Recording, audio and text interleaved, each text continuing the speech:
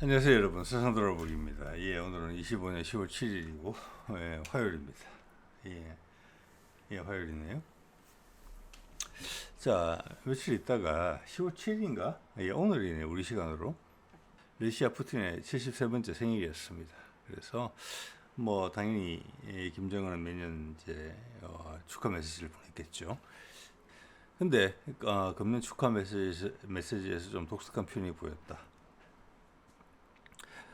북러 간의 상호 협력이, 동맹 관계가 세계가 다극화 세상으로 전이되는데 크게 기여를 할 것 같다. 자, 이것은 작년에 없었던 표현이고 작년에도 없었기 때문에 그 다극화라는 말이 나온 지 사실 얼마 안 됐지 않습니까? 그러니까 그 이전에도 없었다는 겁니다. 자, 에이펙 정상회담을 그리고 지금 트럼프와 김정은의 미팅이 가능할 것으로 지금 비춰지는 경주 에이펙 회담이 현재 한 20일 앞으로 다가왔는데 이런 이야기를 했죠.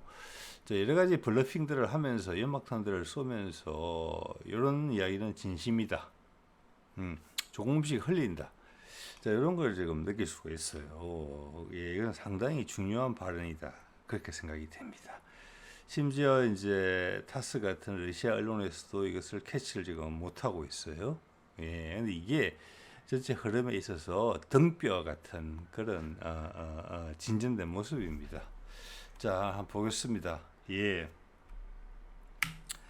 제가 어제 뭐랄까 그참 가조 이야기를 하면서 거기가 뭐 일본 신들의 고향이다 그런 내용들을 제가 이야기를 했는데, 그래서 제가 이제 거창에 이사 온 지가 잠깐만요 한 이제 2달 반 정도 됐는데 3달 가까이 돼 가는데 제 건강도 많이 좋아지고 그런 부분이 있어서 또 비도 오늘 왔거든요. 그래서 사람도 없겠다, 빗속에 조금 산행을 했으면 좋겠다, 한 10년 만에 제가 등산을 간 것 같습니다. 네. 그래서 이 고견사에 어제 말씀드린 일본 신들의 본향이라는 그런 그 설명도 볼 겸 해서 제가 올라갔습니다. 근데 그 문구는 없더라고요. 여기 보면 이제 의상봉 고견사라고 되어 있는데, 의상봉은 1000m가 조금 넘는 곳이고, 아, 여기 고견사는 하여튼 신라시대 고성이 의상대사인가 정확치는 않습니다만은, 그러니까 여기 와서 봤더니 이 땅이 내가 전생에서 본 것 같다. 이래서 옛 고자에 볼견자에서 고견사가 된 거거든요. 자, 여기를 제가 한번 갔었어요. 네. 상당히 좋았습니다. 여러분, 서울 경기도에 우리 인구의 한 절반 가까이 살기 때문에 뭐 북한산들을 많이 다녀보셨을 거라고 생각을 합니다. 저도 여러 코스로 여러 번 올라가 봤던 것 같아요.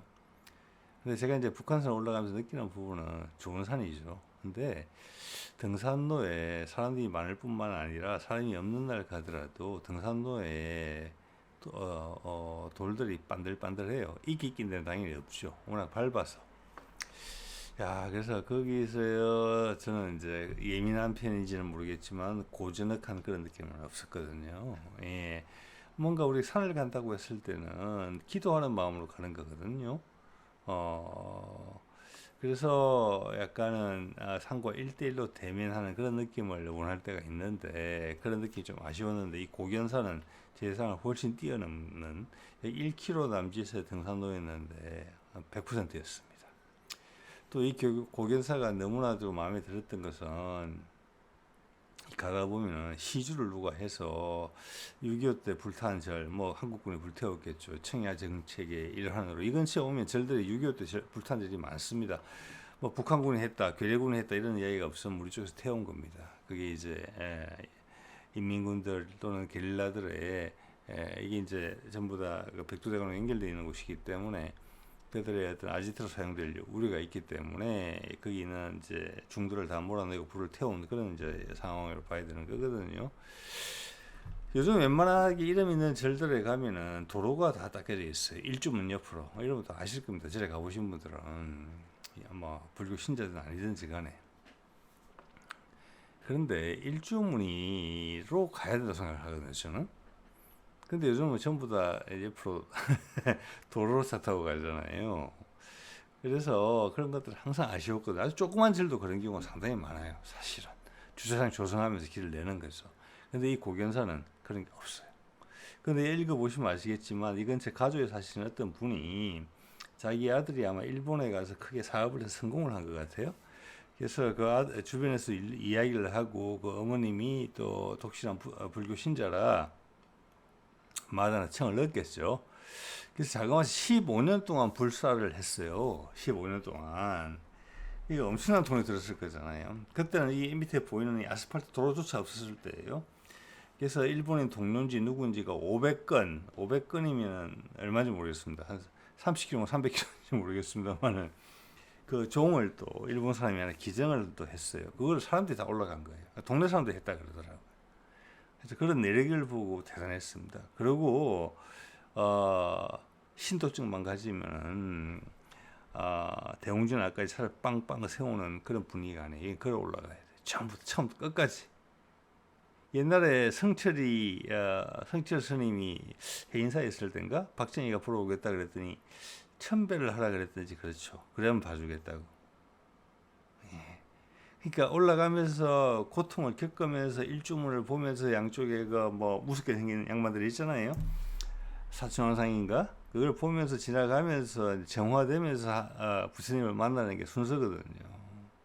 여기는 그 원칙이 지켜지고 있는 절이었습니다. 예.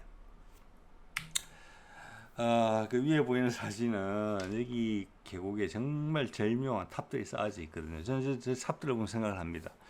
저 탑을 쌓은 이들은 불교도일까, 기독교일까, 아무것도 아닐까, 아니면 두 군데 다 다니는 사람들일까.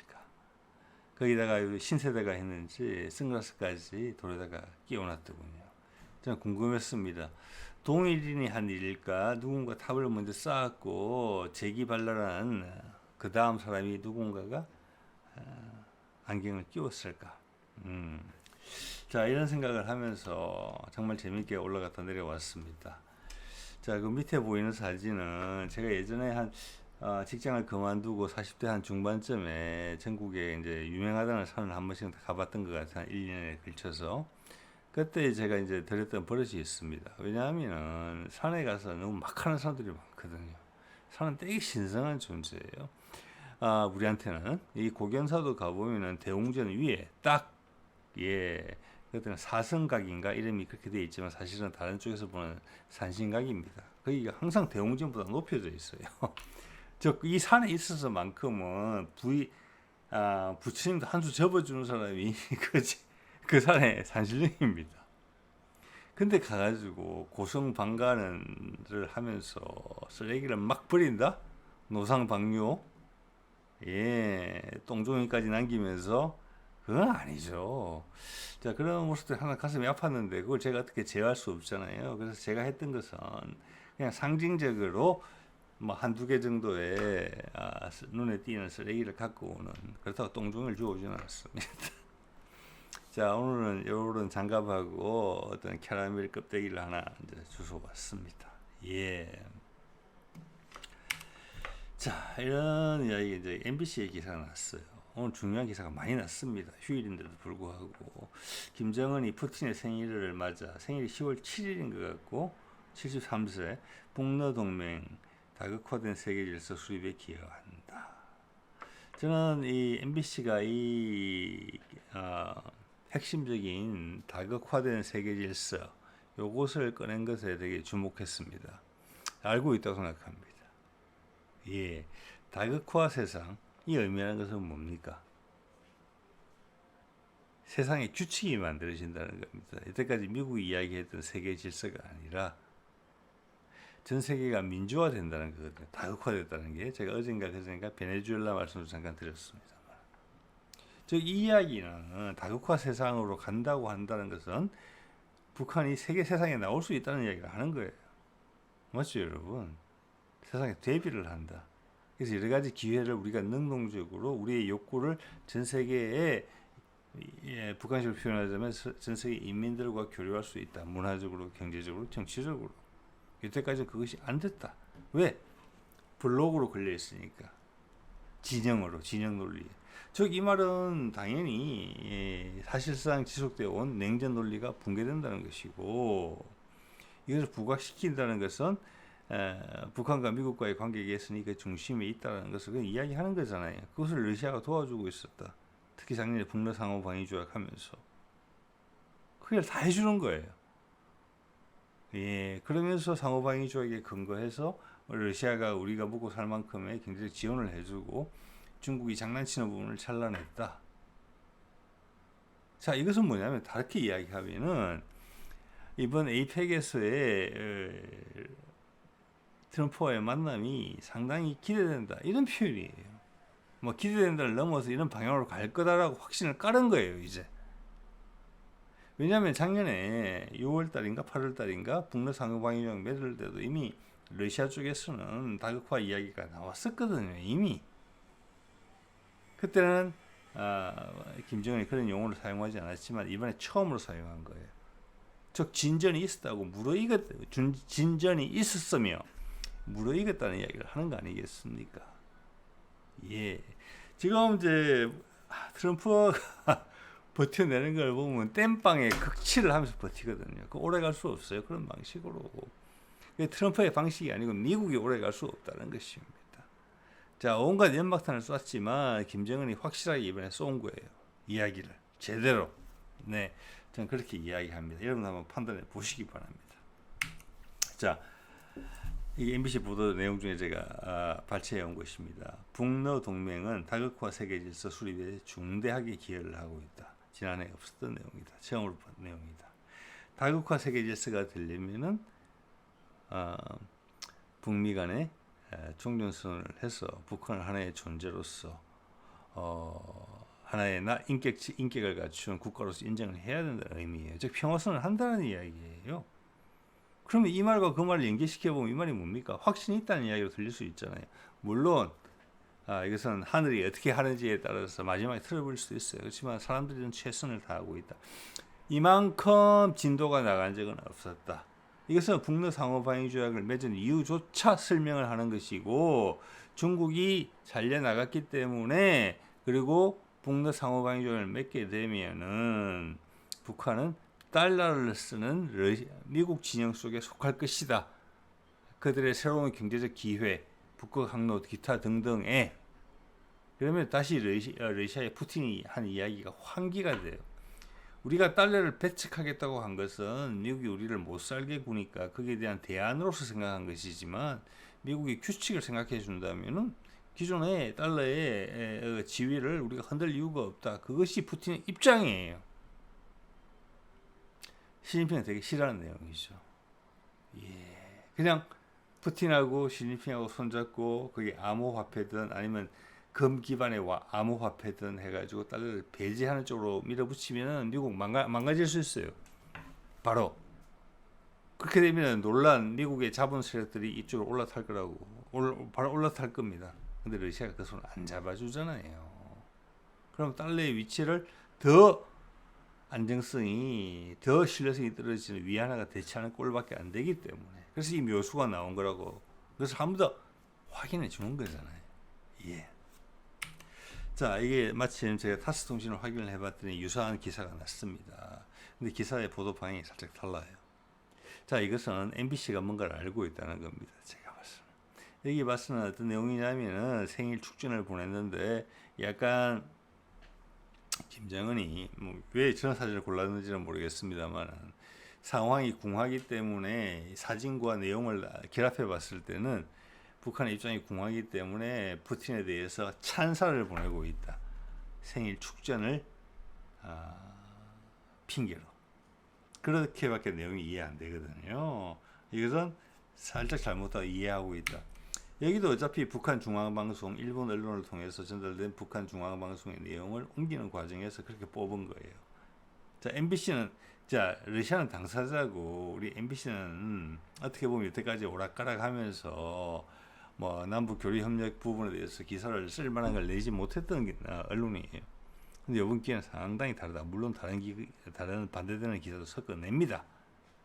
예, 그렇지만은 MBC 감을 잡았다 이런 생각이 들죠. 여기 보면 이제 영어로 Multipolarized World라고 되어 있어요. 다극화 세상. 그 내용에서 타스도 이걸 언급을 했어요. 자, 근데 MBC는 이걸 핵심으로 뽑았어요. 타스는 이것을 어, 뭐라고 할까? 김정은이 푸틴을 숭배하는 거가 주고 이거는 부로 넣은 기사 내용인데 MBC는 그것을 주로 뽑았거든요. 예. 저도 이것이 주라고 봅니다. 이것은 내가 다극화됐을 때 다극화된 극 중에 하나가 될 수 있다는 뜻이잖아요. 그 상황이 북한한테 우호적이라는 거잖아요. 자, 그게 되려면은 북한과 미국 간의 관계 개선이 돼야 되는 거예요. 그래야지만 현재의 결자 해제가 되는 거예요. 패권을 만드는 러시아와 미국이 합심을 해서 그 가운데 매개자는 원래는 우크라이나였는 줄 알았는데 이제는 북한이다. 그걸 매개로 해서 여태까지 가졌던 욕심을 버리고 새로운 판에 대한 기회를 부여하는 거예요. 거기에 대해서는 내가 컨트롤할 수 없는 부분들이 많이 생긴다는 것을 미국이 감내를 해야 돼요. 왜냐하면 미국 현재는 패권국이니까 내용상으로는 냉전체제지만 그것을 미국이 감내했다는 거예요. 왜? 상황이 너무 힘들기 때문에. 거기 상황 힘든 부분에 대해서 미국이 결정이 힘들잖아요. 웬만하면 여기서 전쟁이 나야 돼요. 중국하고. 여기서 푸틴이 강하게 미국한테 계속 이쪽 방향으로 가면 이렇게 좋아진다. 내가 많은 길을 닦아줄게. 그 중에 하나가 이제 북미 상호 방위 조약이라고 보는데 그렇게 했기 때문에 그리고 돈키호테 같은 트럼프를 미국이 대통령으로 뽑았기 때문에 가능한 일이에요. 예외적인 일이죠. 상당히 인류 역사를 돌이켜봤을 때. 예. 자, 이런 기사가 또 반대되는 기사가 나왔죠. 북한 노동절 80주년. 자, 이것이 언제냐면 쌍십절이라는 겁니다. 10월 10일이에요. 여기에 중국이 권력 서열 2위 리창을 보낸다. 그리고 러시아도 메드베데프 2인자를 보낸다. 그리고 베트남, 라오스가 서기장을 보낸다. 서열 1위를 보낸다. 그렇게 되면은 이제 그런데 이걸 보고 MBC에서도 뭐라고 그러냐면 자동스럽게 지난번에 만나고 다시 반미 연대를 형성한다. 그 강고함을 한두 달 사이에 다시 보여준다. 지난번 베이징에서 모인 다음에 그러면서 밑에 기사 보세요. 뽑은 거 북중러 밀착 가속 반 트럼프 연대 공고화. 그다음 오른쪽 위기의 미국 트럼프 군 투입해 반란법까지 발동하나. 이것을 트럼프가 위기에 몰렸다는 것을 몰아붙이고 있거든요. 근데 좀 전에 MBC의 보도 태도를 봤을 때 이 중에 어디에 진심이 실려 있을까? 분명히 이런 기사 방향으로 가기를 원하는 세력이 분명히 있다고 봅니다. 어딘가에. 예. 자, 거기에 대한 말씀을 예전에 드린 바가 있지요. 여기에 오는 입장은 완전히 다릅니다. 중국은 배척될 거 엄청 오지 말라 그래도 와야 되는 입장이고 지난번 베이징 미팅 때처럼 시진핑은 놀아놨잖아요. 그냥 와서 핵심적으로 전세 리더십을 발휘한 것은 푸틴이었죠. 그 전에 있었던 상하이 미팅에서도 상하이 신맥식 미팅에서도 모디 그리고 김정은이 붕 떴죠.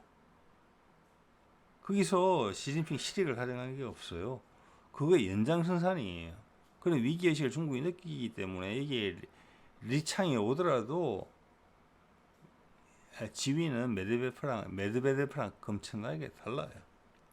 즉 중국이 지금 진행되는 상황에 주도권 행사할 수 없음을 알고 있음에도 불구하고 더 이상 손해를 보지 않기 위해서라도 여기를 참석하지 않을 수 없다. 이런 것을 이야기해 주는 것이고 그것은 곧 에이펙에도 같은 여건이 이번에 더 강화될 것이다.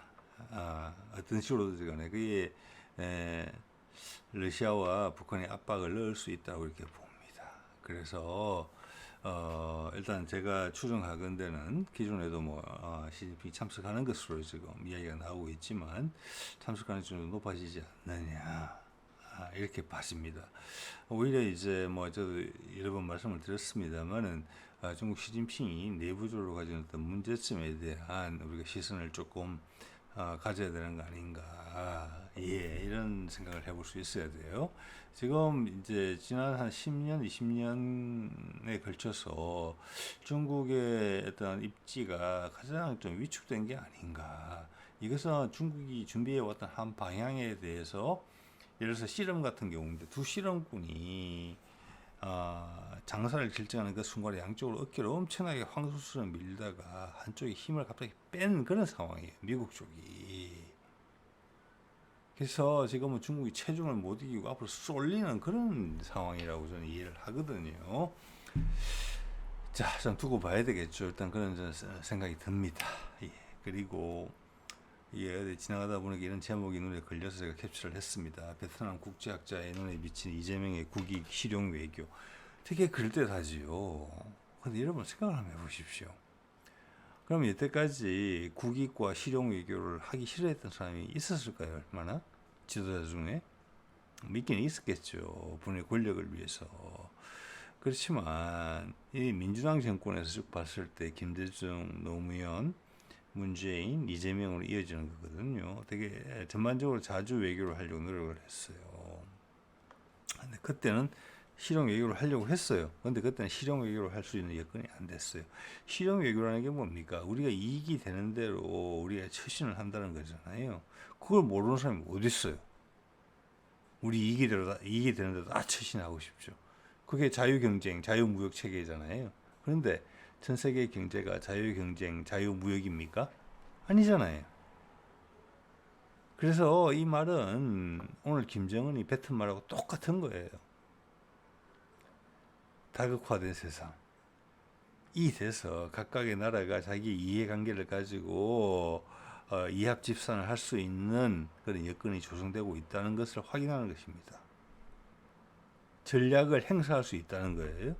누구의 눈치를 보지 않고 누구의 눈치를 보기는커녕 꿈도 못 꾸는 그런 상황이 아니고, 거꾸로 이야기하면 예전 같았으면 미국이 중국과 또는 러시아와의 경쟁 관계를 위해서 남북한의 긴장 구도를 유도하는 상황에서 우리가 북한하고 교류하겠다는 말에 씨알이 먹히겠습니까? 절대 안 먹히죠. 예, 그게 냉전 사회고 패권 다툼 사회잖아요. 근데 지금 그러면 그때는 똑같은 이재명이라는 사람이 있더라도 그때는 할 수 있는 일이 없어요. 남북 소통과 관련해서는 북극 항구 이야기 꺼내지도 못하죠. 근데 꺼내는 것은 뭐냐? 그런 공간이 마련됐기 때문에 국익 실용 외교를 할 수 있는 여건이 됐다. 즉 이것은 북한의 김정은이 이야기한 다극화 세상하고 똑같은 이야기예요. 둘이 똑같은 이야기를 하는 거예요.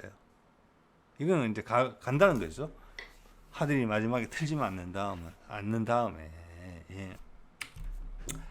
자, 그래서 이 장면이 의미심장한 거예요. 에이펙 홍보 영상인데 마지막에 이재명이 출연을 해서 공항에서 여러 나라에서 온 항공기들을 교통정리하는 거거든요. 그래서 대통령이 어떻게 보면 교통순경처럼 된 거예요, 공항에. 그렇지만 이것의 의미를 가만히 돌려서 생각해 보면은 세상 돌아보기 않습니까? 달라요. 이재명의 손짓에 따라서 전 세계 비행기들이 줄을 어떻게 쓰는지가 결정이 되는 거예요.